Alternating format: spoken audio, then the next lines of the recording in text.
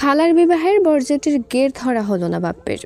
আনন্দ উল্লাস নিয়ে নিজেকে পরিপাটি করার জন্য সেলুন থেকে চুল কেটে মোটরসাইকেল যোগে বাড়ির সামনে এসেই ইট বোঝাই টলির মুখোমুখি সংঘর্ষে ঘটনাস্থলে মৃত্যু হয় বাপ্পের। একদিকে চলছিল বিবাহের আনন্দ, হঠাৎ সেই আনন্দ নিমিষেই থেমে যায়। কান্নায় ভেঙে পড়েন স্বজনরা। এমন হৃদয় বিদায়ক ঘটনাটি ঘটে 17 ফেব্রুয়ারি বিকাল 4টার দিকে পটুয়াখালী সদর উপজেলার ইটবাড়ি ইউনিয়নের 8 নং ওয়ার্ডের ফকির বাড়ির সামনে। বাপ্পি শারিকখালী মাধ্যমিক বিদ্যালয়ের 10ম শ্রেণীর শিক্ষার্থী ছিলেন। তিনি ইটবাড়িয়া গ্রামের মোহাম্মদ শাহাদাত হোসেনের ছেলে। স্থানীয়রা জানান, দুর্ঘটনার পর চালক মোহাম্মদ ইলিয়াস ও হেলপার টলি রেখে পালিয়ে যান। টলিটি একই এলাকার বাসিন্দা ইলিয়াসের। মর্মান্তিক ঘটনায় বাপ্পির পরিবারের পাশাপাশি পুরো এলাকায় নেমে এসেছে শোকের ছায়া। যদি নাই চলে না আমার সন্তানটা মরে যাইতে না।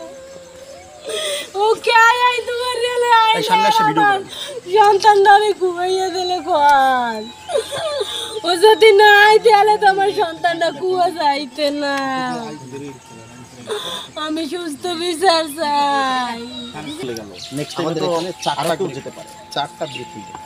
এই 4টা ব্রিফিল্ডের মানে বাই রোডে যেই মানে মালামাল ইটাগুলো বা অন্যান্য এই ফিল্ডের সামগ্রীগুলো ডেলিভারি দেয় সব এই একটা রাস্তা দিয়ে, অন্য কোনো রাস্তা দিয়ে যাওয়ার সুযোগ নেই।